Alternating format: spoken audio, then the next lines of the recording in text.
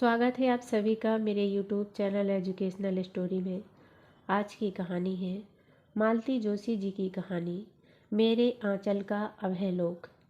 अगर आपको हमारी कहानी पसंद आए तो कृपया हमारे वीडियो को लाइक एंड सब्सक्राइब जरूर करिएगा। कहानी शुरू करते हैं।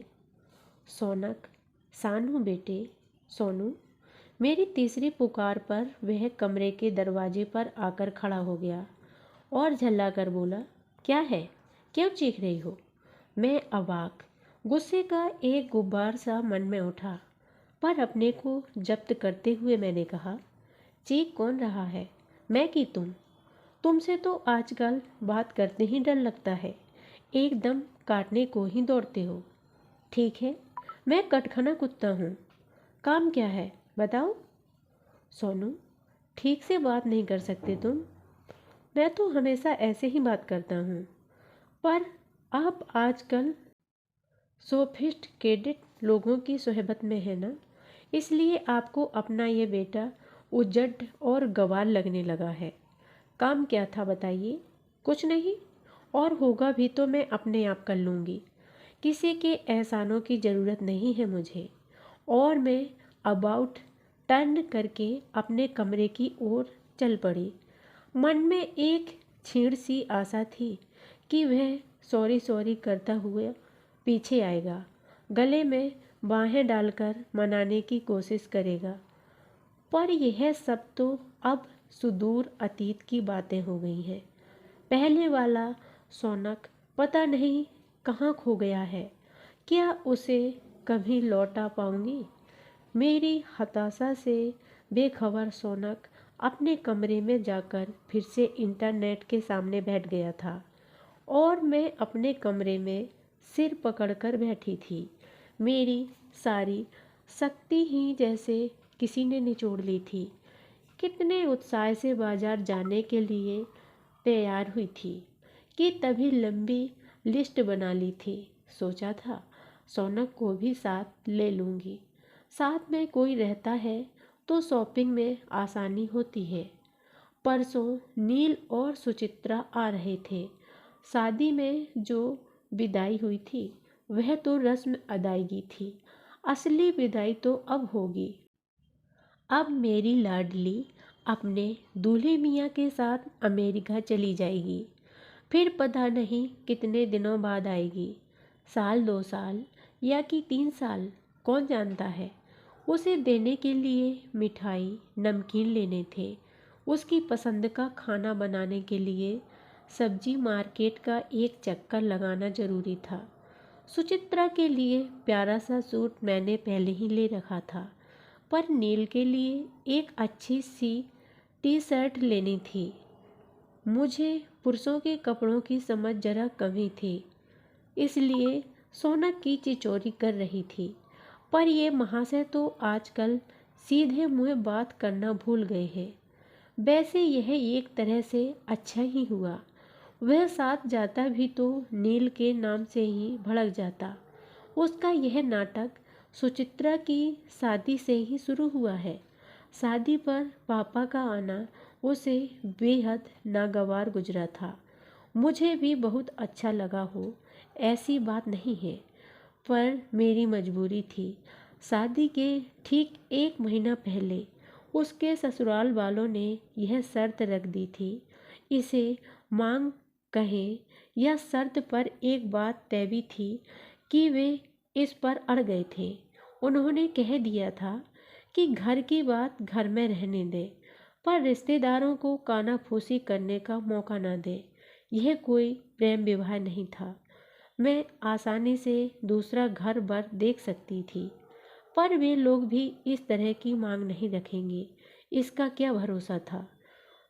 दूसरे शादी और सगाई के बीच के 6 महीने के अंतराल में फोन और इंटरनेट के जरिए दोनों इतने निकट आ गए थे कि उन लोगों को अलग करना क्रूरता होती। मेरा असमंजस देखकर ही लड़की का चेहरा एकदम उदास हो गया था, कुम्हला गया था। वह गुमसुम हो गई थी। उसकी खुशी के लिए मुझे अपना स्वाभिमान एक तरफ रख देना पड़ा था। आखिरी निर्णय लेने से पहले जब मैंने सोनक की राय जाननी चाही तो वह हत्थे से ही उखड़ गया। सुचित्रा को आड़े हाथों लेते हुए बोला, तुम अपने मिट्टी के माधो को समझा नहीं सकती कि इस पिता नामक आदमी ने हमारे साथ क्या सलूक किया है, किस तरह हमें मझधार में छोड़कर चला गया था। तुम सब भूल गई हो या कि याद ही नहीं करना चाहती। शादी तुम्हारे लिए आत्मसम्मान से ज़्यादा जरूरी हो गई है। उसकी इस भर्त्सना के जवाब में सुचित्रा सिर्फ आंसू बहाती रही। उन आंसुओं ने फिर मुझे कुछ और सोचने नहीं दिया। भाई बहन में उसी दिन से जैसे एक शीत युद्ध आरंभ हो गया। मेरा यह साग्रह निमंत्रण उनके लिए कितनी बड़ी नियामत है, यह तो बाद में जाना। इतने दिनों तक शशांक से कोई संपर्क सूत्र ही नहीं था। समधियों के इसरार के बाद खोजबीन शुरू हुई। मेरे निमंत्रण के उत्तर में उनका जो फोन आया उससे ज्ञात हुआ कि 2 साल तक कैंसर से लड़ने के बाद जूलियन 4 महीने पहले चिर निद्रा में सो गई है। बेटा श्रीरंग इस घटनाक्रम से बहुत डिस्टर्ब हो गया है। वे उसे साथ लाना चाहेंगे क्योंकि इस समय उसे अकेले छोड़ने का सवाल ही नहीं उठता। गर्दन तो मेरी फंसी चुकी थी। हाँ, कहने के अतिरिक्त कोई चारा नहीं था। मेरी ओर से ग्रीन सिग्नल मिलते ही वे शादी से 10 दिन पहले ही पधार गए। घर की साफ सफाई और रंग रोगन का हवाला देकर मैंने उन्हें होटल में रुकवा दिया। वे दिन में एक आध चक्कर लगा जाने पर श्रीरंग दिन भर यहीं बना रहता। माँ की बीमारी और फिर उसकी मृत्यु ने उस 12-13 साल के बच्चे को बड़ा विचलित कर दिया था। यहाँ मेहमानों से भरे पूरे घर में रहना उसे अच्छा लग रहा था। मेहमान भी उस गोरे चिट्टे गदबदे बच्चे से बड़े खुश थे। उसकी अटपटी हिंदी सबके मनोविनोद का साधन थी। सुचित्रा से तो उसकी बहुत ही अच्छी पटरी बैठ गई थी। दिन भर उसके आसपास मंडराता रहता, सारी रस्मों को बड़े गौर से देखता। सुचित्रा की विदाई के बाद उसने मेरा पल्ला पकड़ लिया। रात को बड़ी मुश्किल से बहलाकर उसे होटल भेजना पड़ता। उस नन्हे से बच्चे के साथ इस तरह की ज्यादती करना अच्छा नहीं लगता था, पर मुझे सोनक से डर लगने लगा था। श्रीरंग उसे फूटी आंखों नहीं सुहा रहा था। वह ऐसी बहसी नज़रों से उसे घूरता कि मेरा मन कांप कांप जाता था। पूरी शादी में उसका मूड उखड़ा उखड़ा ही रहा। बहन से तो उसने अबोला ही कर लिया था। उसकी विदाई के समय तो वह कहीं गायब हो गया था। लोगों के सामने बहाने बनाकर मैं परेशान हो गई थी। कन्यादान पर बैठने से पहले मैंने उससे कहा था, सोनू, फेरों के समय भाई की उपस्थिति आवश्यक होती है। तुम आसपास ही रहना। किसके फेरे? किसके मतलब? सुचित्रा की और किसके? मुझे लगा आप अपनी बात कर रही हैं। सोचा मामा जी हैं तो मेरी क्या ज़रूरत है? तुम पागल तो नहीं हो गए? मैं पागल सही, पर आप दुल्हन से कम नहीं लग रही हैं। किसी से भी पूछ लीजिए, यह सोनक की खास अदा है। नाराज हो जाएगा तो आप करने लगेगा। सोनू, मेरी बेटी की शादी है, क्या मैं ढंग के कपड़े भी ना पहनूं? अभी कन्यादान पर बैठना है, 10 लोग देखेंगे। पहले अपने रिश्ते को वैधानिक तो कर लीजिए, फिर कन्यादान कीजिएगा। सोनू, प्लीज इस समय उल्टी सीधी बात मत करो। पंडित जी के दिमाग में कीड़ा घुस गया तो कौन लेने के देने पड़ जाएंगे, किए कराए पर पानी फिर जाएगा। उसके बाद उसने कुछ नहीं कहा, पर मेरे अंदर ऐसा डर बैठ गया कि जब पंडित जी ने कन्यादान के भाई को आवाज़ दी तो मैंने बड़े भैया के बेटे को ही आगे कर दिया। करने को तो श्रीरंग को भी आगे कर सकती थी, पर फिर तो सोनक मुझे खा ही जाता। कभी कभी मुझे लगता है कि सोनक के मन में शायद यह डर बैठ गया है कि मैं पुराने संबंधों को फिर से जीवित करना चाहती हूँ, पर यह उसका निरा भ्रम है। पुराना तो अब कुछ भी लौट नहीं सकता, उसे तो मैंने बहुत गहरे दफन कर दिया है। उन दिनों की याद भी आती है तो कलेजे पर सांप लौटने लगता है।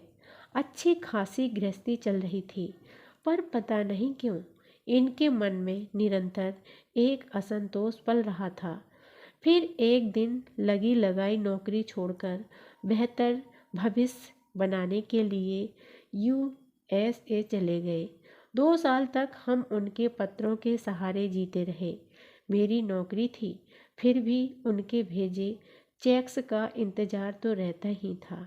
बच्चे बड़े हो रहे थे, उसके साथ ही खर्च भी बढ़ रहे थे। नाते रिश्तेदार अड़ोसी पड़ोसी सब में प्रचारित हो गया था कि हम लोग बस अब जाने ही वाले हैं। बस वहाँ से बुलावा आने का इंतज़ार है। मैंने सबके पासपोर्ट बनवा कर रख लिए थे। हर साल सेशन शुरू होते ही मैं पूछ लेती कि बच्चों के एडमिशन करवा लूँ क्या। वे कहते अभी तो करवा लो, बाद में टीसी वगैरह निकलवा लेंगे। 2.5 साल इसी ऊहा-पोह में निकल गए। फिर एक दिन वज्रपात सा उनका लंबा पत्र आया। ढेर सारी क्षमा याचना के बाद लिखा था, सॉरी नीरू, मैं अकेलापन बर्दाश्त नहीं कर पाया। तुम्हारे पास तो फिर भी बच्चे थे, पर इस अनजान मुल्क में मैं बिल्कुल अकेला पड़ गया था, इसीलिए मोह जाल में फंस गया। अब हम इतना आगे निकल आए हैं कि पीछे लौटने का कोई रास्ता ही नहीं है। क्या तुम मुझे आज़ाद कर सकोगी? अगर कर सको तो आजीवन तुम्हारा ऋणी रहूँगा। विश्वास रखो, इसके बाद भी मैं तुम्हें और बच्चों को किसी प्रकार का अभाव नहीं होने दूंगा।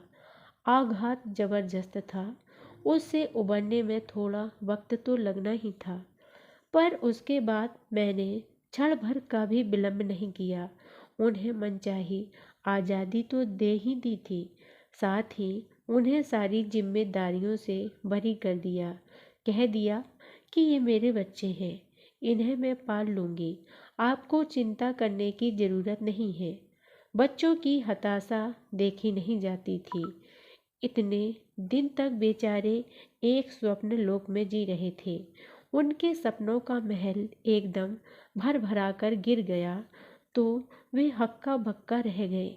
बेचारे छोटे ही तो थे, सोनक 11 का और सुचित्रा 13 की। बच्चे बहुत छोटे होते हैं तो चीज़ों को जल्दी भूल जाते हैं, बड़े होते हैं तो अपने आप स्थितियों पर समझौता कर लेते हैं। पर यह बीच वाली उम्र बड़ी खतरनाक होती है। मुझसे उनके चेहरे देखे नहीं जाते थे। बच्चों को उस अवसाद से बाहर निकालने में मेरी सारी ऊर्जा खत्म होती रही। अपने लिए रोने बिसूरने का समय ही नहीं रहा। धीरे धीरे सब कुछ सामान होता चला गया। गाड़ी पटरी पर आ लगी। यूँ तो 2.5-3 साल से बच्चों के पिता बाहर ही थे, पर तब उनसे एक तार सा जुड़ा हुआ था। उसके टूटते ही बच्चे जैसे अधर में लटक गए थे। उन्हें जमीन पर उतारने में बड़ी मशक्कत करनी पड़ी। मैं अपने को शाबाशी देते नहीं थकती थी कि मैंने कितना मुश्किल काम कर दिखाया है। तब यह पता नहीं था कि अपने छोटे से मन में सोनक एक ज्वालामुखी छुपाए हुए है। इस घटना के 12 साल बाद उस ज्वालामुखी में विस्फोट हुआ था। उसने घर की शांति के पर खच्चे उड़ा दिए थे। कारण सिर्फ इतना था कि उस घर में उसके पिता का नाम फिर से लिया जाने लगा था। सुचित्रा तो सारा इतिहास जानती थी। वह नील को समझा सकती थी। नील अपने माँ बाप से बात कर सकता था, पर उन सब ने मिलकर गेंद मेरे ही पाले में डाल दी थी। निर्णय मुझे ही लेना था और बेटी की खुशी के लिए अपना आत्मसम्मान ताक पर रखकर मैंने शशांक को आमंत्रण दे दिया था और मेरा यह अपराध सोनक माफ नहीं कर सकता था। सुचित्रा की शादी के बाद तो उनका इस घर में आना वह बिल्कुल ही बर्दाश्त नहीं कर पा रहा था। वे भी बेटे की बेरुखी को भांप गए थे, पर श्री रंग को वे नहीं रोक पाए थे। आखिर मैंने ही कहा, अभी आपकी 8-10 दिन की छुट्टी बाकी है, बेटे को भारत दर्शन करवा दीजिए। पता नहीं फिर कब आना हो। मेरा मंतव्य वे समझ गए थे और दिल्ली आगरा घुमाने चले गए थे। 2-3 दिन घर में शांति थी कि सुचित्रा के आगमन की सूचना मिली। फिर वही सब। उस दिन सोनक सुबह से ही निकल गया। उसका मूड देखकर मैंने रोकने की भी चेष्टा नहीं की। सारा काम निपटाकर मैं ही उन्हें एयरपोर्ट लेने चली गई। उन्हें चाय नाश्ता करवाकर मैं रसोई में चली आई। काफ़ी कुछ तैयारी करके गई थी, पर फिर भी कुछ तो रहा ही जाता है। मैं रसोई में आई तो मेरे पीछे पीछे सुचित्रा भी चली आई। मैंने कहा, बेटा, बाहर नील अकेले बैठे हैं, अच्छा नहीं लगता, तुम उनके पास जाओ। वह मेरे कंधे से झूलते हुए बोली, अकेले हैं तो क्या हुआ मम्मी, टीवी देख सकते हैं, पेपर पढ़ सकते हैं, इसके बाद तो उन्हीं के साथ रहना है ना। पर आज के बाद तुम कहाँ मिलोगी। कहते कहते वह रो पड़ी। मेरे भी आंसू निकल आए। उन भावुक क्षणों में भी एक पुरानी बात याद आ गई। मेरी नई नई शादी हुई थी। किसी त्योहार पर अपनी ससुराल गई हुई थी। एक दिन अम्मा जी की पुरानी महाराजिन मिलने आ गई। अम्मा जी ने मेरे हाथ से उन्हें एक साड़ी दिलवाई और पैर छूने के लिए कहा। महाराजिन ने 10 का एक मुड़ा तुड़ा नोट मेरी मुँह दिखाई में दिया और मेरे रूप रंग की भूरी भूरी प्रशंसा की। फिर वे मुझसे मेरे घर परिवार के बारे में पूछने लगी। जब उन्हें पता चला कि हम 3 बहनें ही हैं, कोई भाई नहीं है, तो बोली, क्या भाभी जी इतने अच्छे रिश्ते आ रहे थे, आपको यहीं हाँ करनी थी। मैं और अम्मा जी दोनों सन्न रह गए। आखिर अम्मा जी ने ही पूछ लिया, क्यों, इस रिश्ते में क्या खराबी है, बहू के भाई जो नहीं है। बताओ, कल को हमारा बबुआ ससुराल जाएगा तो किसके पास बैठेगा। महाराजन का वह अपना ग्रामीण तर्क था, पर मुझे तो बहुत बुरा लगा था। पर आज अनायास ही वह प्रसंग याद हो आया। इस घर में तो बेटा भी है, फिर भी दामाद अकेले बैठे हैं। खाना लगाते समय सुचित्रा जिद ही पकड़ गई कि मम्मी, गरम बरम का चक्कर छोड़ो, हम लोग साथ ही खाना खाएंगे। थाली पर बैठते हुए नील ने कहा, हम लोग सोनक का इंतजार नहीं करेंगे क्या। अरे, उसका कोई भरोसा नहीं है, पता नहीं कब आए, फिर तुम लोगों का आराम नहीं हो पाएगा। लगता है सोनक बाबू हमसे सख्त नाराज है। मैंने सुचित्रा की ओर देखा। वह सिर झुकाकर चुपचाप कौर तोड़ती रही। मैंने कहा, नील, अगर तुम यह जानते हो कि सोनक तुमसे नाराज है तो उसकी नाराजगी की वजह भी तुम्हें पता होगी। हाँ, सुचित्रा ने बताया था। नील, प्लीज उसे गलत मत समझना। अपने पिता के हाथों मेरे बच्चों ने बहुत सहा है, बहुत भुगता है। उनके एक निर्णय ने रातों रात हम लोगों की दुनिया बदल डाली थी। पिता के रहते मेरे बच्चे अनाथ हो गए थे। उन्हें उस धक्के से उबारने के लिए मुझे अपनी सारी शक्ति लगा देनी पड़ी थी। सुचित्रा लड़की है, शायद इसीलिए सब कुछ आसानी से भूल गई, पर सोनक के घाव अब भी हरे हैं। उसके पापा का इस घर में पुनः प्रवेश उसे बिल्कुल भी बर्दाश्त नहीं हो रहा है और वह यह नहीं भूल पाता कि इस निमंत्रण के मूल में तुम हो, इसीलिए तुमसे नाराज है। दोनों चुप थे। मैंने भी कलेजे पर पत्थर रखकर ही तुम्हारे माता पिता की यह शर्त स्वीकार की थी। बेटे की खुशी मुझे अपने आत्मसम्मान से ज़्यादा महत्वपूर्ण लगी थी। थैंक यू मम्मा, सुचित्रा ने अस्फुट स्वर में कहा। सिर्फ थैंक यू से काम नहीं चलेगा सुचित्रा, मैं इसके बदले में तुम दोनों से कुछ मांगना चाहती हूँ। By all means it will be a pleasure, Neel ने तपाक से कहा। Thank you Neel. पर सुचित्रा, तुम तो कुछ बोली ही नहीं। डर गई हो शायद कि मम्मी पता नहीं क्या मांग बैठे। सॉरी मम्मा। बेटा, माँ हूँ मैं तुम्हारी, ऐसा कुछ नहीं मांगूंगी जो तुम्हें परेशानी में डाल दे। Mummy ji, you just name the thing. मैं आपको सुचित्रा की ओर से आश्योर करता हूँ कि आपकी बात खाली नहीं जाएगी। थैंक्स अगेन नील। सुचित्रा बेटा, तुम्हें याद है जब पापा तुम्हारे फलक से एकाएक गायब हो गए थे तो तुम्हें कैसा लगा था? प्लीज़ मम्मी, उन दिनों की याद भी मत दिलाओ। मैं उन्हें हमेशा के लिए भूल जाना चाहती हूँ। वक्त आ गया है बेटा जब तुम उस दुर्दिन को हमेशा के लिए भूल जाओगी। तुम्हारे सामने नई दुनिया के दरवाजे खुल रहे हैं। नील जैसा संवेदनशील साथी तुम्हारे साथ है। तुम्हें अब किसी बात की चिंता करने की ज़रूरत नहीं है। मैं बस तुम्हें एक जिम्मेदारी सौंपना चाहती हूँ। सोनू की नहीं, श्रीरंग की। श्रीरंग की, दोनों ने एक साथ कहा। हाँ बेटा, वह लड़का भी इस समय उसी उम्र से, उसी नाजुक दौर से गुजर रहा है। उसका सूखा चेहरा देखकर मुझे तुम लोगों के उस दौर की याद आ जाती है। मेरा बस चलता तो मैं उसे अपने पास रख लेती, लेकिन हिम्मत नहीं कर पा रही हूँ। एक बेटे के लिए मैं दूसरे को खोना नहीं चाहती, समझ रही हो ना? मैं उसे अपने पास रख लूँ ना बेटा?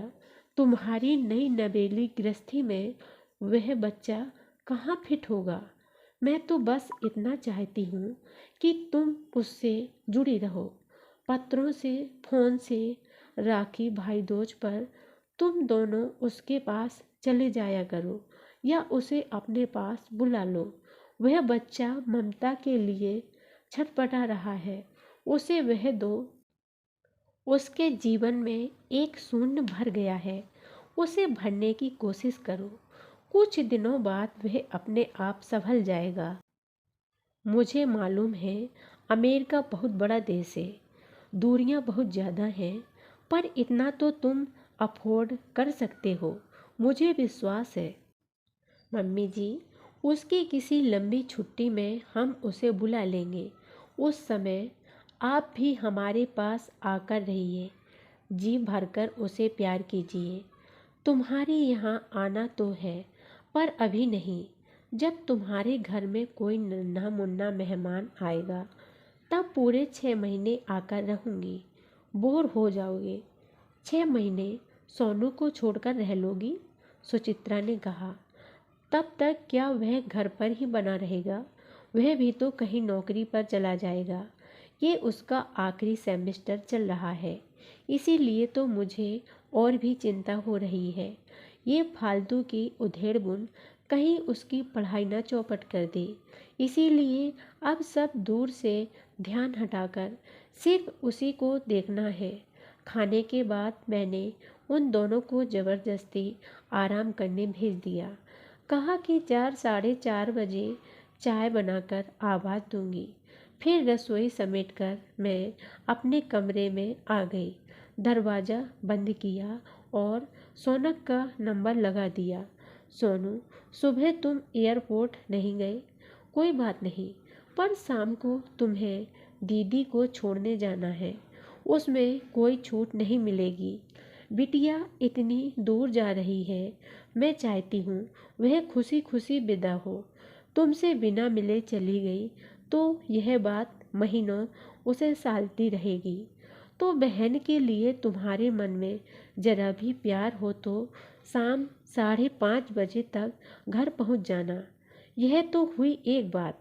दूसरे यह कि इस घर के तुम एकमात्र पुरुष हो। मेहमानों को विदा करने की जिम्मेदारी तुम्हारी है। वो एक और महापुरुष हैं तो तुम जानते हो कि वे यहाँ नहीं हैं। होते भी तो मैं यह काम उन्हें नहीं सौंपती, क्योंकि वे इस घर के सदस्य नहीं हैं। उनसे जो काम मैंने करवाया वह आप धर्म था, उससे ज़्यादा उनकी कोई अहमियत नहीं है। 5 बजे हम लोग एकदम तैयार थे। मैंने बेटे की गोद भरी, दामाद का तिलक किया। उस क्षण दोनों ही भावुक हो आए। नील ने कहा, मम्मी जी, आप क्यों परेशान हो रही हैं? हम लोग चले जाएंगे। इतनी दूर से आप अकेले लौटेंगी तो क्या हुआ? भरे पूरे घर से लड़की जा रही है, क्या कोई एयरपोर्ट तक छोड़ने भी नहीं जाएगा? प्लीज मम्मी, तुम रहने दो। तुम वहाँ रहोगी तो चलते समय मुझे रोना आ जाएगा। वाह, रोना क्यों आएगा? छोटी सी नहीं हो तुम अब, अपने को कंट्रोल करना सीखो। कहते कहते मेरी ही आवाज़ भर्रा गई। उसी समय दरवाजे पर बाइक रुकी। कुछ ही पलों में वह सामने खड़ा था। बढ़ी हुई दाढ़ी, बिखरे हुए बाल, अस्त व्यस्त कपड़े। आप लोग तैयार हैं? मैं टैक्सी ले आऊं? उसने सपाट स्वर में पूछा। टैक्सी मैंने बुलवा ली है, 15-20 मिनट में आ जाएगी। अब तक तुम अपना हुलिया सुधार लो। उसने मुँह बिचकाकर अपने आप को देखा और कहा, इसमें क्या खराबी है? कुछ भी अच्छा नहीं है, बहस मत करो। उसके लिए अभी टाइम नहीं है। वह पैर घसीटता हुआ भीतर चला गया, जैसे जता रहा हो कि बहुत मजबूरी में यह सब कर रहा है। मैंने उसकी बेजारी पर जरा भी ध्यान नहीं दिया। टैक्सी जब आ गई तभी उसे आवाज़ दी। वह भीतर से नमूदार हुआ, साफ सुथरा, महकता हुआ, दमकता हुआ। ये हुई ना बात। अब लग रही है साले बहनोई की जोड़ी। मैंने उसका गाल थपथपाते हुए कहा। उसने हल्का मुँह फेर लिया। शायद यह भावुकता वह झेल नहीं पा रहा था, पर मैंने परवाह नहीं की। मेरे कहने से वह घर आ गया था। अब नहा धोकर अच्छे बच्चे की तरह बहन को छोड़ने जा रहा था। मेरे लिए यही बहुत था। मैंने खुद को ही शाबाशी देते हुए कहा, बधाई, राउंड 1 तो तुमने जीत ही लिया है। कहानी समाप्त हुई।